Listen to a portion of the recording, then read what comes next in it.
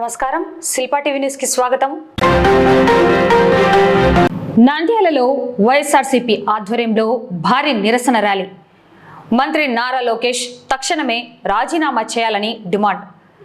ప్రభుత్వ ఉద్యోగ నియామకాలన్నిటిలో మెరిట్ జాబితాను పారదర్శకంగా బయట పెట్టాలని, డిఎస్సి 2025 ఉపాధ్యాయ నియామకాల్లో మెరిట్ లిస్టు ఎందుకు ప్రకటించలేదో విద్యాశాఖ మంత్రి నారా లోకేష్ సమాధానం చెప్పాలని నంద్యాల మాజీ ఎమ్మెల్యే శిల్పా రవిచంద్ర కిషోర్ రెడ్డి సూటిగా ప్రశ్నించారు. వైఎస్ఆర్సీపీ అధినేత వైఎస్ జగన్మోహన్ రెడ్డి పిలుపు మేరకు డిఎస్సి అక్రమాలు, నిరుద్యోగులకు జరిగిన అన్యాయంపై శిల్పా రవిచంద్ర కిషోర్ రెడ్డి ఆధ్వర్యంలో నంద్యాలలో భారీ నిరసన ర్యాలీ నిర్వహించారు. వైఎస్ఆర్సీపీ శ్రేణులు, యువజన విభాగం నాయకులు, డిఎస్సి అభ్యర్థులు పెద్ద ఎత్తున పాల్గొన్న ఈ ర్యాలీ శిల్పా రవిచంద్ర కిషోర్ రెడ్డి నివాసం నుండి ప్రారంభమై శ్రీనివాస్ సెంటర్లోని డాక్టర్ వైఎస్ఆర్ విగ్రహం వరకు కొనసాగింది. అనంతరం వైఎస్ఆర్ విగ్రహానికి పూలమాలలు వేసి నివాళులు అర్పించారు. మాజీ ఎమ్మెల్యే శిల్పా రవిచంద్ర కిషోర్ రెడ్డి, మాజీ ఎంపీ పోచ బ్రహ్మానందరెడ్డి, రాష్ట్ర వైసీపీ సిఈసి మెంబర్, మాజీ మార్క్ఫెడ్ చైర్మన్ పిపి నాగిరెడ్డి, రాష్ట్ర వైసీపీ కౌన్సిల్ సభ్యులు రామలింగారెడ్డి, సాయినాథ్ రెడ్డి, దేశం సుధాకర్ రెడ్డి, వైసీపీ నేతలు పాల్గొన్నారు. ఈ సందర్భంగా మాజీ ఎమ్మెల్యే శిల్పా రవిచంద్ర కిషోర్ రెడ్డి మాట్లాడుతూ, కూటమి ప్రభుత్వం అధికారంలోకి వచ్చాక యువతను, నిరుద్యోగులను దారుణంగా మోసం చేసిందని మండిపడ్డారు. డిఎస్సి నియామకాలను నిజాయితీగా చేపట్టి ఉంటే మెరిట్ లిస్టు విడుదల చేయడానికి ప్రభుత్వానికి ఉన్న అభ్యంతరం ఏంటని నిలదీశారు. మా సవాల్ను స్వీకరించి మంత్రి నారా లోకేష్ తక్షణమే మెరిట్ లిస్టును బహిర్గతం చేయాలి. స్పోర్ట్స్ కోటాలో ఏ ప్రాతిపదికన, ఏ మెరిట్ ప్రకారం ఉద్యోగాలు కేటాయించారో స్పష్టం చేయాలని డిమాండ్ చేశారు. కష్టపడి ఉద్యోగాలు సాధించిన ప్రతిభావంతులైన అభ్యర్థులను తాము తప్పుపట్టడం లేదని, వారికి శుభాకాంక్షలు తెలుపుతున్నామని, కానీ పారదర్శకత లేకపోవడం వల్లే నిజమైన అభ్యర్థులకు అన్యాయం జరిగిందని పేర్కొన్నారు. డిఎస్సి అక్రమాలకు బాధ్యత వహిస్తూ మంత్రి నారా లోకేష్ రాజీనామా చేయాలని డిమాండ్ చేశారు. రైతులను నట్టేట ముంచిన ప్రభుత్వం ఒకవైపు నిరుద్యోగుల భవిష్యత్తుతో ఆడుకుంటూ, మరోవైపు రైతులను కూడా కూటమి ప్రభుత్వం నట్టేట ముంచిందని శిల్పా రవిచంద్ర కిషోర్ రెడ్డి విమర్శించారు. శ్రీశైలం ప్రాజెక్టులో పుష్కలంగా నీరు ఉన్నప్పటికీ రైతుల అవసరాలకు విడుదల చేయకపోవడం దారుణమన్నారు. రాయలసీమ ప్రాజెక్టులకు నీటిని ఎప్పుడు విడుదల చేస్తారో ప్రభుత్వం స్పష్టం చేయాలన్నారు. రాయలసీమ లిఫ్ట్ ఇరిగేషన్ ప్రాజెక్టును కేవలం 10% మాత్రమే పూర్తి చేయాలని, దానిని అలాగే వదిలేశారని, తక్షణమే పూర్తి చేసి రాయలసీమ రైతాంగాన్ని ఆదుకోవాలని వారు డిమాండ్ చేశారు. కార్యక్రమంలో రాష్ట్ర వైసీపీ రైతు విభాగం సెక్రటరీ రత్నబాబు చౌదరి, రాష్ట్ర వైసీపీ మహిళా విభాగం సెక్రటరీ శశికళారెడ్డి, మాజీ మున్సిపల్ చైర్పర్సన్ మబ్బునిసా, రాష్ట్ర ST cell secretary Shankar Naik, ఎంపీపీలు శెట్టి ప్రభాకర్, ఆర్థర్ సైమన్, నంద్యాల జిల్లా ఉపాధ్యక్షుడు దాల్మిల్ అమీర్, నంద్యాల జిల్లా వైసీపీ ప్రధాన కార్యదర్శి సోమశేఖర్ రెడ్డి, జిల్లా వైసీపీ అధికార ప్రతినిధి అనిల్ అమృతరాజ్, జిల్లా వైసీపీ మేధావుల సంఘం అధ్యక్షుడు రసూల్ ఆజాద్, నంద్యాల జిల్లా వైసీపీ క్రిస్టియన్ మైనార్టీ అధ్యక్షుడు కారు రవికుమార్, జిల్లా వైసీపీ మున్సిపల్ వింగ్ అధ్యక్షుడు టైలర్ శివ, జిల్లా వైసీపీ సాంస్కృతిక విభాగం అధ్యక్షుడు టివి రమణ, నందిరైతు సమైక్య అధ్యక్షుడు రామసుబ్బారెడ్డి, వైసీపీ నాయకులు ప్రహ్లాదరెడ్డి, జిల్లా వైసీపీ లీగల్ సెల్ అధ్యక్షుడు రామసుబ్బయ్య, నంద్యాల మండలం వైసీపీ అధ్యక్షుడు బసవేశ్వరారెడ్డి, మాజీ మార్కెట్ యార్డ్ చైర్మన్లు పురుషోత్తం రెడ్డి, విజయ్ శేఖర్ రెడ్డి,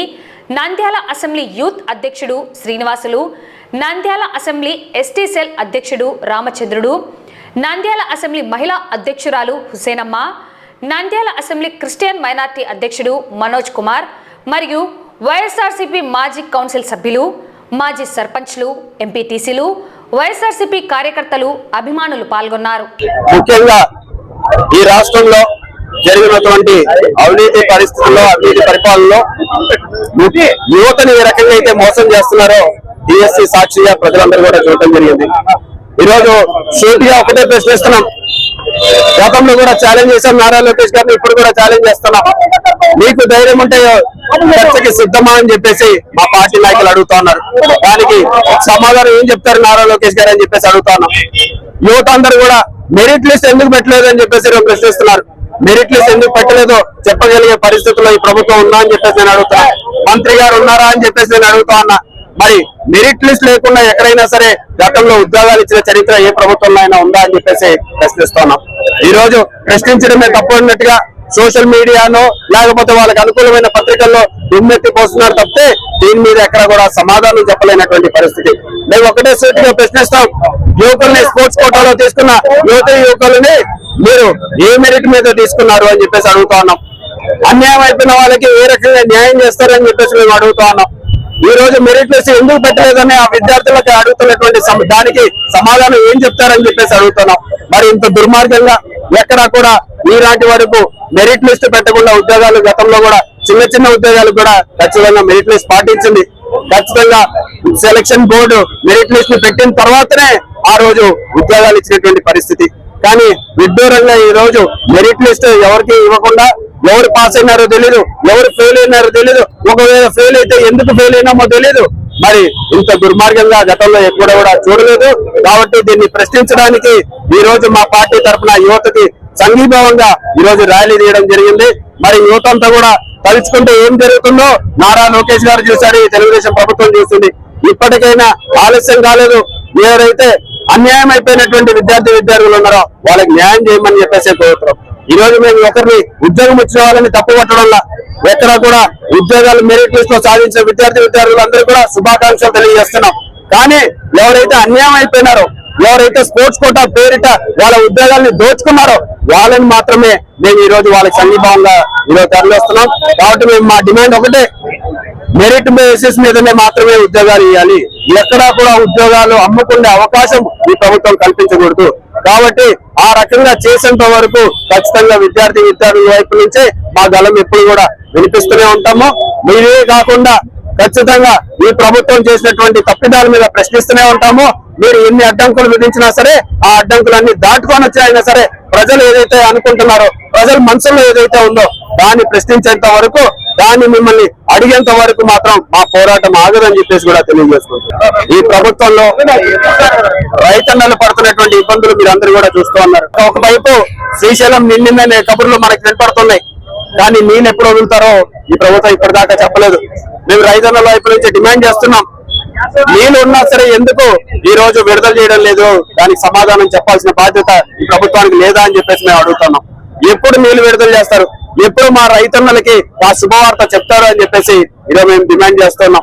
ఒకవైపు తెలంగాణ వాళ్ళు నీళ్లు 800 అడుగుల నుంచే వాళ్ళు పవర్ జనరేషన్ కోసం వాళ్ళు కింద నుంచి తరలించుకొని వెళ్ళేటువంటి పరిస్థితి ఉంటే మనం ఎందుకు ఆ రకంగా రాయలసీమ ఎత్తిపోతల పథకం మీద అన్యాయం చేస్తున్నాం? ఈనాటి వరకు రాయలసీమ ఎత్తిపోతల పథకం ఇలా 10% పూర్తవుతే మనం కూడా 800 అడుగులకే పవర్ జనరేషన్ మనం నీళ్లు తోడుకునేటువంటి అవకాశం ఉంది. ఎందుకు దాన్ని మీరు పక్కన పెడతా ఉన్నారని చెప్పేసి అడుగుతున్నాం. ఒకటే సమాధానం చెప్పాలి. కలెక్టర్లందరూ కూడా బాధ్యత వహిస్తూ సమాధానం రైతన్నలకి ఎప్పుడు చెప్తున్నారు, నీళ్లు ఎప్పుడు వస్తాయి, మా పంటలకి నీళ్లు ఎప్పుడు వదులుతారని చెప్పేసి వాళ్ళు అడుగుతున్నారు. వాళ్ళ వైపు నుంచి వైఎస్ఆర్సీపీ వైపు నుంచి మేము ప్రశ్నిస్తున్నామని చెప్పేసి కూడా తెలియజేస్తాం. ప్రజల నుంచి అందుతున్న వినతులను సకాలంలో నాణ్యతతో పరిష్కరించి ప్రజా సంతృప్తి పెంపొందించేలా అధికారులు బాధ్యతాయుతంగా వ్యవహరించాలని జిల్లా కలెక్టర్ రాజ్కుమారి గనియా ఆదేశించారు. సోమవారం కలెక్టరేట్లోని పీజీఆర్ఎస్ హాల్లో నిర్వహించిన ప్రజా సమస్యల పరిష్కార వేదిక కార్యక్రమం అనంతరం వివిధ శాఖల పనితీరుపై జిల్లా కలెక్టర్ సమీక్ష నిర్వహించారు. ఈ సమావేశంలో joint collector Suraj Dhanunjay, PGRS nodal అధికారి ఉమా మహేశ్వరి, జిల్లా అధికారులు పాల్గొన్నారు. జిల్లాలో అవయవ దానంపై ప్రజల్లో విస్తృత అవగాహన కల్పించి మరింత మంది అవయవ దానానికి ముందుకు వచ్చేలా చైతన్య కార్యక్రమాలు నిర్వహించాలని జిల్లా కలెక్టర్ రాజ్కుమారి గనియా పిలుపునిచ్చారు. ఈ సందర్భంగా కలెక్టర్ మాట్లాడుతూ ప్రజల నుంచి అందుతున్న ప్రతి దరఖాస్తును నిర్దేశిత గడువులోగా నిబంధనలకు అనుగుణంగా పరిష్కరించాలని సూచించారు. ప్రజా సమస్యల పరిష్కారంలో అలసత్వానికి తావు లేకుండా ప్రతి అర్జీపై బాధ్యతతో స్పందించాలని అధికారులను ఆదేశించారు. రీఓపెన్ దరఖాస్తులపై అధికారులు ప్రత్యేక దృష్టి సారించాలన్నారు. పరిష్కరించబడినట్లు తెలిపారు. ఇంకా పెండింగ్లో ఉన్న దరఖాస్తులను ఒక్కొక్కటిగా పరిశీలిస్తూ ఆలస్యం కారణాలను సంబంధిత అధికారుల నుంచి తెలుసుకున్నారు. ఈ దరఖాస్తులు ఎక్కువ కాలం పెండింగ్లో ఉండకుండా వెంటనే పరిష్కరించాలని స్పష్టం చేశారు. అటవీ శాఖకు సంబంధించిన ఒక దరఖాస్తు నిర్దేశిత సేవా గడువు దాటిన అంశంపై కలెక్టర్ అసంతృప్తి వ్యక్తం చేస్తూ దీనిపై తక్షణ చర్యలు తీసుకోవాలని డిఆర్ఓను ఆదేశించారు. ప్రపంచ అవయవదాన దినోత్సవాన్ని పురస్కరించుకొని రెడ్ క్రాస్ ఆధ్వర్యంలో సోమవారం కలెక్టరేట్లో జిల్లాలో నిర్వహిస్తున్న అవగాహన కార్యక్రమాలను ప్రారంభించారు. పీజీఆర్ఎస్ హాల్ ముందు ఏర్పాటు చేసిన I support organ donation selfie point వద్ద కలెక్టర్ ఫోటో దిగి అవయవ దానానికి అంగీకారం తెలుపుతూ దరఖాస్తును పూరించి రెడ్ క్రాస్ ప్రతినిధులకు అందజేశారు. ఈ సందర్భంగా అవయవ దానం ప్రాముఖ్యతపై ప్రజల్లో విస్తృత ప్రచారం కల్పించేందుకు ఏర్పాటు చేసిన అవగాహన సామాగ్రిని కలెక్టర్ పరిశీలించారు. కూడా విజిట్ చేస్తారు. ఆన్ మండే నియర్లీ 1000 టీమ్ మెంబర్లు మండే పీజీఆర్ఎస్ లో పార్టిసిపేట్ చేస్తారు. ఫీల్డ్ లెవెల్ ఆఫీసర్స్ అందరూ కూడా వీడియో కాన్ఫరెన్స్ లో ఉంటారు. దీనిపైన ఈరోజు ఒక ప్రోగ్రామ్ అరేంజ్ చేయడం జరిగింది. మీకు బయట ఒక సెల్ఫీ స్టాట్స్ ఈ క్యాంపెయిన్ యొక్క ఇంపార్టెన్స్ ఏంటి అన్నది మీకు చెప్తారు. చెప్పిన తర్వాత ఇఫ్ యు ఆర్ ఇంట్రెస్టెడ్ మీరు బయట ఉంటే మీరు ఫామ్ ఫిల్ చేయొచ్చు. అండ్ ఒక ఇంట్రెస్ట్ ఆర్గాన్ డొనేషన్ కు ఇంట్రెస్ట్ ఉండొచ్చు, ఉండకపోవచ్చు. పిల్లలు, పెద్దవాళ్ళు అందరి యొక్క కన్సెంట్ అనేది అవసరం. But I support for this అన్న దానికన్నా మీరు మీ వాయిస్ వినిపించవచ్చు. అక్కడ ఒక సెల్ఫీ ఉంది. దయచేసి అందరూ ఆ సెల్ఫీ దగ్గర I support for organ donation అన్న సపోర్ట్ మన దగ్గర నుంచి ఇనిషియేషన్ ఉంటే అది ప్రజల్లోకి మరింతగా విస్తృతంగా వెళ్తుంది. ఈ మధ్యన మన జిల్లాలోనే మీకు చెప్పాను లాస్ట్ టైం, మన పంచాయతీ సెక్రటరీ యాక్సిడెంట్కి గురయ్యారు. యాక్సిడెంట్కి గురైన తర్వాత బ్రెయిన్ డెడ్ అయిపోయింది అన్న విషయం తెలిసాక టీం అందరూ కూడా వాళ్ళ పేరెంట్స్కి కన్విన్స్ చేస్తే ఆర్గాన్ డొనేషన్కి ముందుకు వచ్చారు. అది వాళ్ళ పేరెంట్స్ వాళ్ళందరూ ముందుకు వచ్చారు. ఆ రోజు వాళ్ళ సిస్టర్ కూడా ఇక్కడికి వచ్చి వాళ్ళ చెల్లేది అక్క ఆమెకి ఏ విధంగా సపోర్ట్ ఇచ్చారు ఏంటని చెప్పారు. ఆ పాపదే మనము శాలరీ అకౌంట్ ఎస్బీఐకి ట్యాగ్ చేసి 1 crore rupees ఇన్సూరెన్స్ కూడా ఇప్పించాం. కేంద్రంలోని బీజేపీ ప్రభుత్వం, రాష్ట్రంలోని కూటమి ప్రభుత్వం అనుసరిస్తున్న కార్మిక రైతు వ్యతిరేక విధానాలను నిరసిస్తూ కేంద్ర కార్మిక రైతు సంఘాల జాతీయ సమన్వయ సమితి పిలుపు మేరకు నంద్యాలలో నిర్వహించిన జైల్ భరో కార్యక్రమం విజయవంతమైంది.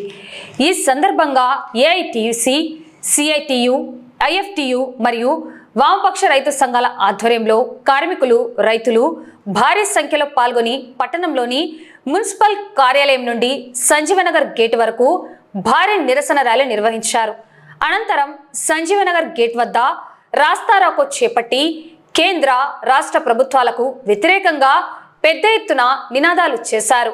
నిరసన తెలుపుతున్న ప్రజా సంఘాల నేతలను పోలీసులు అరెస్ట్ చేసి 2 టౌన్ పోలీస్ స్టేషన్కు తరలించి అనంతరం విడుదల చేశారు.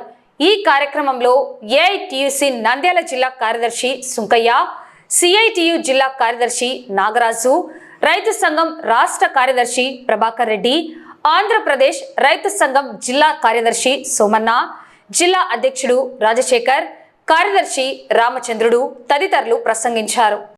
ఈ కార్యక్రమంలో ఏఐటియుసి పట్టణ కార్యదర్శులు డి శ్రీనివాసులు, ధనుంజయ్, డిప్యూటీ కార్యదర్శి భూమని శ్రీనివాసులు, సిఐటియు నాయకులు తోటమద్దులు, లక్ష్మణ్, వెంకటలింగం, గౌస్, సిపిఎం జిల్లా నాయకులు నరసింహ, ఆంధ్రప్రదేశ్ మహిళా సమైక్య నాయకురాళ్లు Rajitha, Lakshmidevi, medical contract worker union నేతలు సుశీలమ్మ, తులసమ్మ, ఐఎఫ్టియు జిల్లా నాయకులు చౌడప్ప తదితరులు పాల్గొన్నారు. ప్రజలకు వ్యతిరేకంగా చట్టాలు చేస్తూ ఉంది. రైతులకు, వ్యవసాయ కూలీలకు, కార్మికులకు, కౌలు రైతులకు, విద్యార్థులకు, యువకులకు కాదు, భారత సమస్త ప్రజానీకానికి వ్యతిరేకంగా నరేంద్ర మోడీ ప్రభుత్వం అనేక రకాల చాలా దుర్మార్గమైన చట్టాలు తీసుకొస్తుంది. ఆ చట్టాలు రద్దు చేయమని దేశవ్యాప్తంగా కోట్లాది మంది రైతులు, కార్మికులు, వ్యవసాయ కార్మికులు, కౌలు రైతులు ఈ ఆందోళన చేస్తున్నారు. ఇది మన అందరి కోసం జరుగుతున్న ఆందోళన. ఇక్కడ జెండాలు పట్టుకున్న వాళ్ళు, మైకులు పట్టుకున్న వాళ్ళు, రోడ్డు మీద ఉన్న వాళ్ళు, వాళ్ళకు మాత్రమే సంబంధించిన సమస్య కాదు, మనందరూ ఉమ్మడి సమస్య. అందుకని ప్రజలందరికీ మరొక్కసారి మనవి చేస్తున్నాం, దయచేసి సహకరించమని చెప్పేసి కోరుతున్నాం. ప్రత్యామ్నాయ మార్గాలు ఆలోచించండి. ఆటోలు, బస్సులు మాత్రమే ఆపుతాం, నడుచుకుంటూ వెళ్ళండి. పక్కన వేరే వాహనాలు ఉన్నాయి, ఆ వాహనాలు వెళ్ళని చెప్పేసి కోరుతున్నాం. ఒకటి ఈరోజు ఏం కోరుతున్నాం? ఏం కోరుతున్నాం? భారత రైతాంగం పండించిన పట్ల గిట్టుబాటు ధర లేక అప్పుల పాలై ఆత్మహత్య చేసుకుంటున్నారు. అలాంటి రైతులకు రుణమాఫీ చేయమని అడుగుతున్నాం. భారత ప్రభుత్వం కార్పొరేట్ కంపెనీలకు 16 లక్షల కోట్ల రుణాలు మాఫీ చేసింది. రైతులకు 1 లక్ష రూపాయలు, 50,000 రూపాయల రుణాలు మాఫీ చేయలేదు. ఏం కష్టం వచ్చిందని చెప్పేసి అడుగుతున్నాం. అంటే ఈ ప్రభుత్వం ఇది రైతుల ప్రభుత్వం కాదు, ఇది కార్పొరేట్ కంపెనీల ప్రభుత్వం. ఇది అందుకే వాళ్లకు రైతులు ఇస్తున్నారు, రుణాలు మాఫీ చేస్తున్నారు, రైతులు మాత్రం ఆత్మహత్యలకు బలి చేస్తున్నారు. దేశంలో ఉన్నటువంటి నరేంద్ర మోడీ అట్లే రాష్ట్రంలో ఉన్నటువంటి కూటమి ప్రభుత్వాలు ప్రజా వ్యతిరేక, కార్మిక, రైతు వ్యతిరేక విధానాలని అమలు చేస్తూ ఉంది. భారతదేశం వెలుపలున్నటువంటి వ్యాపారవేత్తలకు స్వేచ్ఛనిస్తూ భారత్లో ఉన్నటువంటి రైతు, కార్మికులు, ప్రజల యొక్క స్వేచ్ఛ హక్కుల్ని హరించేసే పద్ధతుల్లో ఈరోజు ప్రభుత్వాలు అవలంబిస్తూ ఉన్నాయి. అందుకోసమే ఈ దేశంలో ఉన్నటువంటి కార్మికులు, కర్షకులు, వ్యవసాయ కార్మికులందరూ కూడా ఈ ప్రభుత్వ విధానాల్ని నికరంగా ఈరోజు వ్యతిరేకిస్తూ ఉన్నారు. కాబట్టి ఈరోజు ప్రభుత్వం తక్షణం ప్రజా వ్యతిరేక, కార్మిక, రైతు వ్యతిరేక విధానాల్ని విడనాడాలని చెప్పి దేశవ్యాప్తంగా ఆగస్టు 10వ తారీఖున జైలు బరో కార్యక్రమం తీసుకోవడం జరిగింది. ఈరోజు దేశంలో ఉన్నటువంటి నరేంద్ర మోడీ ప్రభుత్వం స్వాతంత్రానికి పూర్వం ఉన్నటువంటి అనేక కార్మికుల హక్కులను సాధించుకున్నటువంటి కార్మికుల హక్కుల్ని హరించి వేసే పద్ధతుల్లో ఈరోజు 4 లేబర్ కోడ్లను తీసుకొచ్చినాయి.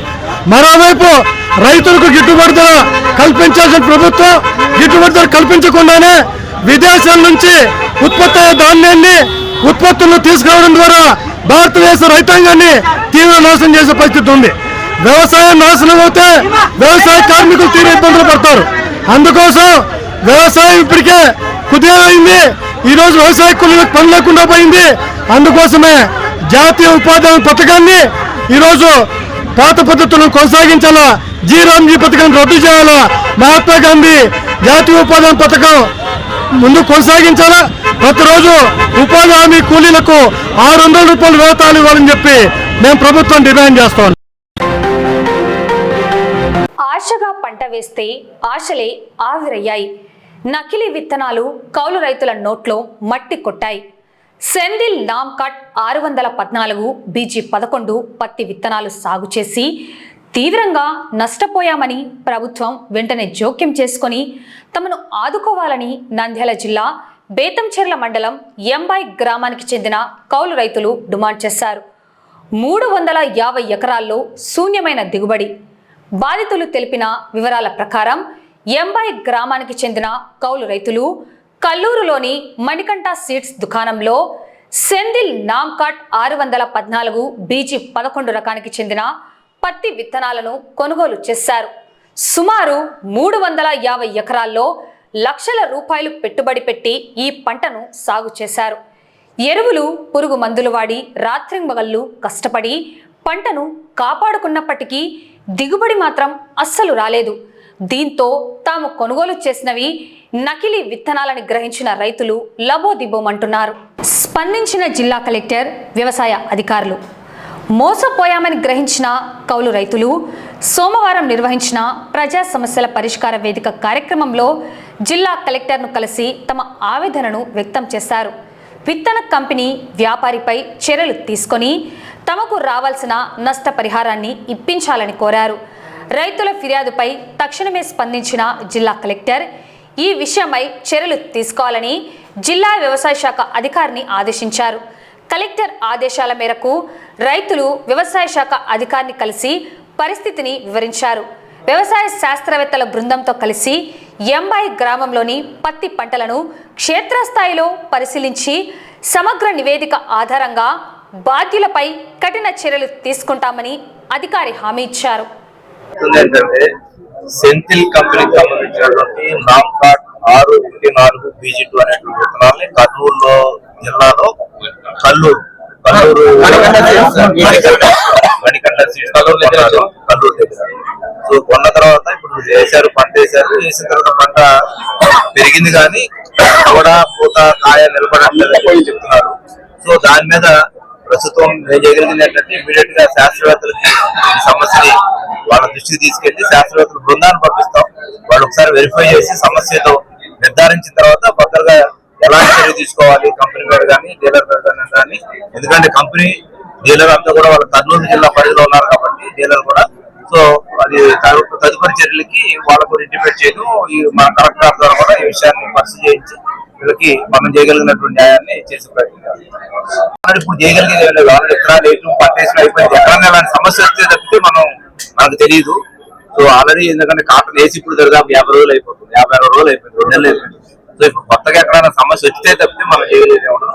కాకపోతే ఏంటంటే ఈ సంవత్సరం పరిస్థితుల్లో వాతావరణం కూడా చాలా ప్రతికూలమైన వాతావరణం ఉంది. ఎండలు ఎక్కువ ఉన్నాయి, గాలులు ఎక్కువ ఉన్నాయి, అట్లాగే నీటి తేమ కూడా నిలబడిన పరిస్థితులు ఉన్నాయి. కాబట్టి సమస్య ఏదనేది శాస్త్రవేత్తలు నిర్ధారించాలి. ఎంఐ గ్రామం, బేదంచెర్ల మండలం, నంద్యాల జిల్లా. మా ఊర్లో నామ్కాట్ అనే సీడు విత్తనము నాటినారు రైతు. అది విత్తనం వచ్చేసి మొగ్గ ఎండిపోవడం, అంతా దానికి పంట రాగా సరిగా మొగ్గ రాలిపోవడం అనేది జరిగింది. మాకు చాలా నష్టం వచ్చింది. దానికి సంబంధించి మీరు ఏదైనా చర్యలు తీసుకోవాల్సిందిగా మేము కోరుకుంటున్నాం. మాకు చాలా ఇప్పుడు రేట్లు ఉన్నాయి, అది చూస్తే పంట రాలేదు, చాలా ఇబ్బంది ఉంది. 9,500తో కొంటున్నారు మా ఊర్లో, మాకు చూస్తే పంట లేదు. దయచేసి మేడం గారు మాకు తగిన చర్యలు న్యాయం చేయాలని మేము అడుగుతున్నాం. రైతుల తరఫున అందరం 300 ఎకరాలు వేసినాము, 660 ప్యాకెట్లు కొన్నాము. మా ఊర్లో రైతులు వాళ్ళు వచ్చి డెమో చూపించినారు. డెమో చూపించి ఇత్తనం ఇచ్చేటప్పుడు అది ఎట్లా ఇచ్చినారో అర్థం కాలేదు. వచ్చి కాయ రాలిపోవడం, మొగ్గ ఎండిపోవడం అది జరిగింది. దయచేసి సీడ్ ఫెయిల్ అయింది. అధికారులు ఊకే మాటలు చెప్తున్నారు, అదిగో ఇదిగో అని. మాకు రైతుకు చూస్తే చాలా నష్టం జరిగింది. మాకు దయచేసి చర్యలు తీసుకోవాల్సిందిగా కోరుతున్నాం. ఎంఐ గ్రామ రైతులము నామకాడు ఇత్తనం తీసుకున్నాము, నాటినాము. కనీసం అంటే 300 ఎకరాలు నాటినాము. పక్కన వేరే ఇత్తనం బ్రహ్మాండంగా ఉంది. ఈ ఇత్తనం పనికి రాకుండా ఎండిపోవడం, రాలిపోవడం, అంత రేకాయలు ఎక్కువ కాయలు, ఇక్కడ మిగతాకాయలు జాంకాయలు లెక్క లావు చదువుతున్నాయి. ఇది మా రైతులకు. మేము ఒక రైతులం వచ్చేసి మాకు 660 ప్యాకెట్లు మాకు అక్కడ అమ్మకం జరిగింది. అంగడి పేరు పిల్లది మణికంఠ స్వీట్స్ కర్నూలు వాళ్ళు మాకు ప్రజలను ఇక్కడ నుండి ఎంబాయి నుండి ఒక 200 మందిని తీసుకొని పోయారు. ఎక్కడ కర్నూలు దగ్గర పందిపాడని తీసుకొని పోయి మాకు ఒక ఇతరం చూపించి అక్కడ స్వీట్ తయారయ్యేది ఒకటి చూపించి మాకు ఇయ్యడం ఒక ఇతరం ఇచ్చినారు. ఇచ్చిన సమయమున మాకు చాలా నష్టం. ఎకరాకు వచ్చేసి మాకు 2 క్వింటాల మాత్రమే వస్తుంది. ఇప్పుడు వేరేది గోల్డ్ కార్డు కానీ అవతార గోల్డ్ కానీ ఎకరాకు 10 నుండి 20 క్వింటాల వరకు వాళ్ళు కాటేస్తున్నారు. మాకైతే మాత్రం చాలా అన్యాయం జరిగినది. మేము మందులు తాగి సచ్చేదానికి వారికి రెడీగా ఉన్నాము. మాకు మాత్రం కలెక్టర్ మేయర్ గారికి వచ్చి మేము న్యాయం చేసుకోవాలని మేము వచ్చినాం. ఎంఐ గ్రామం, బెంచల మండలం, నంద్యాల జిల్లా. నామకాట్ సీడ్ నాటిన వల్ల ఒక చెట్టు ఎత్తు ఎరగడం వల్ల ఎత్తు ఎరుగుతుంది, పూత రాలిపోతుంది, డ్రాప్ అయిపోతుంది, కాయలు సన్నగా ఉన్నాయి, ఎలాంటి పూత కరసకడం లేదు. దిగుబడి ఎకరాకి 2 లేక 3 క్వింటాల పైన ఎక్కువ రావడం లేదు. మేము కౌలు రైతులం. మాకు వచ్చేసి ఎకరాకు 10 నుంచి 15 క్వింటాలు 18 క్వింటాల వరకు వచ్చాం. ఈ విత్తనం 20 క్వింటాలు వచ్చాయంటే వేసినాము. వేసిన తర్వాత ఏమైందంటే అది ఇప్పుడు కౌలు రైతులకు ఒక 7 క్వింటాలు 6 క్వింటాలు దిగడం లోపల అంత లోపల వచ్చేటట్టుంది. అంతకు మించి ఎక్కువ వచ్చేటట్లేదు. మేము కౌలు రైతులం. మాకు ఎకరాకు వచ్చేసి 45,000 నష్టపోతాము. దయవుంచి మా మీద మీరు మాత్రం ఖచ్చితంగా మాకు న్యాయం చేయాలని కోరుతున్నాము. భారత స్వాతంత్ర సాధన కోసం పోరాడి తమ ప్రాణాలను త్యాగం చేసిన మహనీయుల పోరాట పటిమను, చారిత్రక నేపథ్యాన్ని నేటి యువతరానికి పరిచయం చేయాలనే ఉద్దేశంతో ప్రత్యేక ఫోటో ఎగ్జిబిషన్ నిర్వహిస్తున్నట్లు నిర్వాహకులు తెలిపారు. Nandyal Muslim joint action committee, all minority employees welfare association AP సంయుక్త ఆధ్వర్యంలో ఎంబీటీ ఫౌండేషన్ సహాయ సహకారాలతో ఆగస్టు 11, 12 తేదీల్లో ఈ భారత స్వాతంత్ర సమరయోధుల ఫోటో ఎగ్జిబిషన్ నంద్యాలలోని ఆర్కే ఫంక్షన్ హాల్లో ఉదయం 9 గంటల నుంచి సాయంత్రం 7 గంటల వరకు 2 రోజుల పాటు ఈ ప్రదర్శన ప్రజలకు అందుబాటులో ఉంటుందని తెలిపారు. ప్రముఖ చరిత్రకారులు జనాబ్ నసీర్ అహ్మద్ ఎంతో శ్రమించి పరిశోధించి సేకరించిన సుమారు 350 మంది భారత స్వాతంత్ర సమరయోధుల అరుదైన చిత్రాలు, వారి చారిత్రక విశేషాలు ఈ ఎగ్జిబిషన్లో ప్రత్యేక ఆకర్షణగా నిలవనున్నాయి. ఈ అరుదైన ప్రదర్శనను పాఠశాలలు, కళాశాలల విద్యార్థులు, యువత, ఉపాధ్యాయులు, మేధావులు, చరిత్రాభిమానులు మరియు ప్రజలందరూ కుటుంబ సమేతంగా సందర్శించి విజయవంతం చేయాలని నిర్వాహకులు కోరారు. ఈ కార్యక్రమంలో ఎన్ఎంజేఏసీ కన్వీనర్ మౌలానా అబ్దుల్లా రషాదీ, గౌరవ అధ్యక్షులు మొహమ్మద్ అబులైస్, అబ్దుల్ సమద్, సిపిఐ రాష్ట్ర నాయకులు బాబా ఫక్రుద్దీన్, ఎస్డిపిఐ జిల్లా అధ్యక్షులు ఏజాజ్ హుసేన్, జేఏసీ యూత్ నాయకులు Zakiullah, welfare party of India అధ్యక్షులు అన్సర్ బాషా, కాంగ్రెస్ పట్టణ అధ్యక్షులు మస్తాన్, జేఏసీ గౌరవ సలహాదారు అథావుల్లా ఖాన్, ఎంబీటీ ఫౌండేషన్ ప్రతినిధులు అబ్దుల్లా, కరీముల్లా తదితరులు పాల్గొన్నారు. రేపు ఆర్కే ఫంక్షన్ హాల్ నందు all minority employees welfare association మరియు Nandyal Muslim joint action committee ఆధ్వర్యంలో ఎంబీటీ ఫౌండేషన్ వారి ఆర్థిక సహాయంతో నసీర్ అహ్మద్ ప్రముఖ చారిత్రకారులు, గుంటూరు వాసి నసీర్ అహ్మద్ గారు రచించిన ఫ్రీడమ్ ఫైటర్స్ యొక్క పుస్తకము చరితార్థులు, ఇమ్మార్టల్స్ అనే పుస్తకాన్ని నసీర్ అహ్మద్ గారు మన భారతదేశంలో విస్తృతంగా పర్యటించి మనము కనుమరుగైపోతున్న ఏదైతే ఫ్రీడమ్ ఫైటర్స్ ప్రముఖ స్వాతంత్ర సమరయోధుల హిస్టరీ ఉందో దాన్ని వెలికి తీసి వారి విశేషాలను ఆయన ఒక గ్రంథస్థం చేశారు.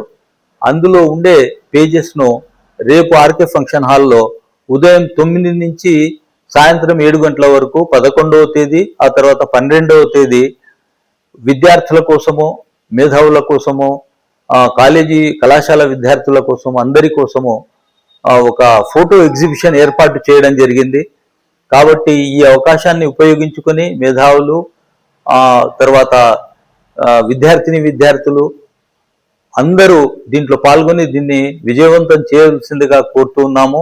రేపు అనగా 11, 12వ తేదీ ఈ నెల ఆర్కే ఫంక్షన్ హాల్లో స్వతంత్ర సమరయోధుల ఫోటో ఎగ్జిబిషన్ చరిత్ర గురించి 352 ఫోటోలు ఎగ్జిబిషన్ ప్రదర్శన జరుగుతున్నది. 11 మరియు 12వ తేదీన స్థానిక నంద్యాల పట్టణంలోని ఆర్కే ఫంక్షన్ హాల్ నందు భారత స్వాతంత్ర సమరయోధుల యొక్క చిత్రపటాలను మరియు వారు చేసిన త్యాగాలను రాబోయే తరాలకు అందించాలి అనే ఉద్దేశంతో 2 రోజుల చిత్ర ప్రదర్శన నిర్వహిస్తున్నారు. త్వరలో మనం దేశ స్వాతంత్ర సమరంలో పాల్గొన్న మహామహులకు శ్రద్ధాంజలి ఘటిస్తూ, నివాళి ఘటిస్తూ స్వాతంత్ర మహోత్సవం జరుపుకోబోతున్నాము. ఈ శుభ సందర్భంలో భారతదేశంలో ఉన్న ప్రతి భారతీయునికి స్వాతంత్ర దినోత్సవ శుభాకాంక్షలు అడ్వాన్స్గా. ఈ నేపథ్యంలో నంద్యాల ముస్లిం జేఏసీ అండ్ ఎంపీటీ ఫౌండేషన్ ఆధ్వర్యంలో ఒక స్వాతంత్ర సమరయోధుల చిత్ర ప్రదర్శనశాల ఏర్పాటు చేస్తున్నాము. బనగానపల్లె నియోజకవర్గ పరిధిలో గతంలో నిబంధనల ప్రకారం పనులు పూర్తి చేసిన వైసీపీ నాయకుల కాంట్రాక్టు బిల్లులను చెల్లించకుండా స్థానిక అధికార పార్టీ నేతలు అడ్డుకుంటున్నారని బనగానపల్లె మాజీ ఎమ్మెల్యే వైసీపీ నేత కాటసాని రామిరెడ్డి తీవ్ర స్థాయిలో ధ్వజమెత్తారు. స్థానిక నేతల నుంచి వస్తున్న తీవ్ర ఒత్తిళ్ల కారణంగా పంచాయతీరాజ్, ఆర్డబ్ల్యూఎస్, ఆర్ఎన్బి శాఖల అధికారులు బిల్లులు మంజూరు చేయడంలో చేతులెత్తేశారని ఆయన ఆరోపించారు. ఈ విషయమై కాటసాని రామిరెడ్డి పంచాయతీరాజ్ ఆర్డబ్ల్యూఎస్ ఆర్ఎండ్బి శాఖల ఉన్నతాధికారులను కలిసి స్థానిక కాంట్రాక్టర్లు ఎదుర్కొంటున్న పరిస్థితులను వివరించారు.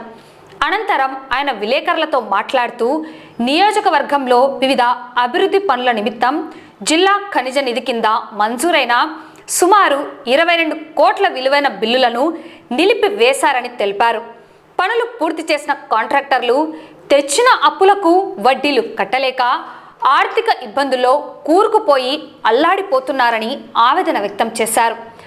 రాజకీయ సద్భావన లేకుండా కేవలం వైసీపీ కాంట్రాక్టర్లు అనే నెపంతో బిల్లులను అడ్డుకోవడం సమంజసం కాదని మండిపడ్డారు. ప్రభుత్వం సంబంధిత ఉన్నతాధికారులు వెంటనే స్పందించి రాజకీయ ఒత్తిళ్లకు తలొగ్గకుండా నిబంధనల ప్రకారం పెండింగ్లో ఉన్న డిఎంఎఫ్ బిల్లులను తక్షణమే విడుదల చేయాలని మాజీ ఎమ్మెల్యే కాటసాని రామిరెడ్డి డిమాండ్ చేశారు. బనగానపల్లి నియోజకవర్గంలో ఆర్ఎండ్బిలో దాదాపు 9 కోట్ల రూపాయలు, అదేవిధంగా పంచాయతీరాజ్ డిపార్ట్మెంట్లో 8 కోట్ల రూపాయలు, ఆర్డబ్ల్యూఎస్ డిపార్ట్మెంట్లో దాదాపు 4 కోట్ల రూపాయలు మొత్తం కలిసి దాదాపు 22 కోట్లు. అంటే దాదాపు 3 సంవత్సరాల నుంచి డిఎంఎఫ్ కింద వర్కులు చేసినాము.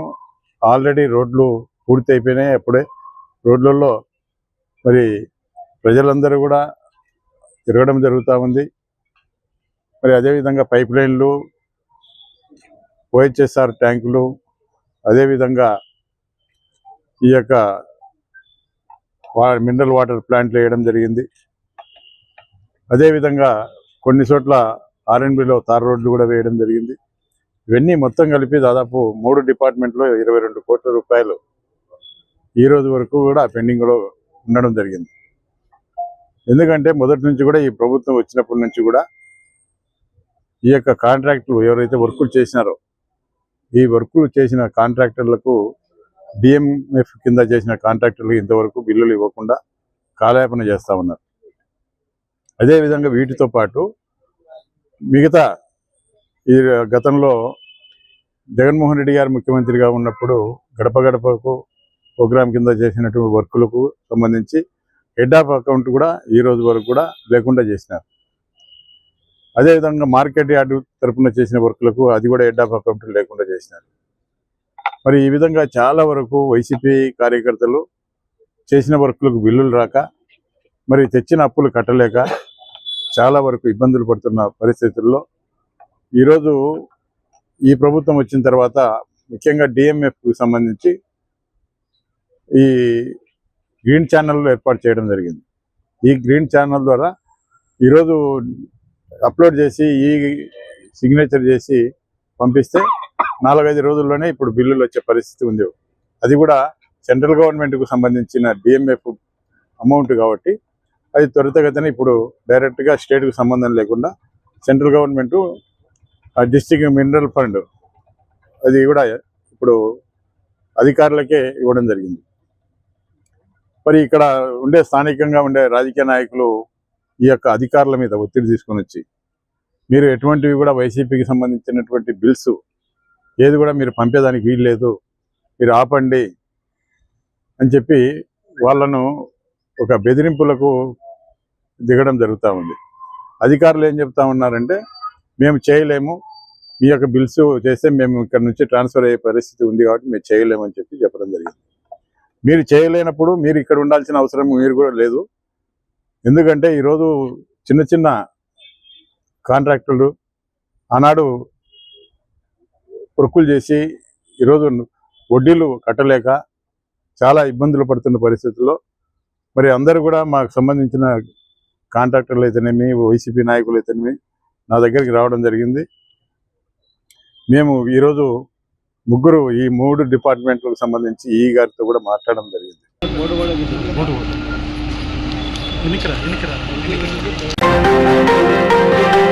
ఈ వార్తలు ఇంతటితో సమాప్తం. నమస్కారం.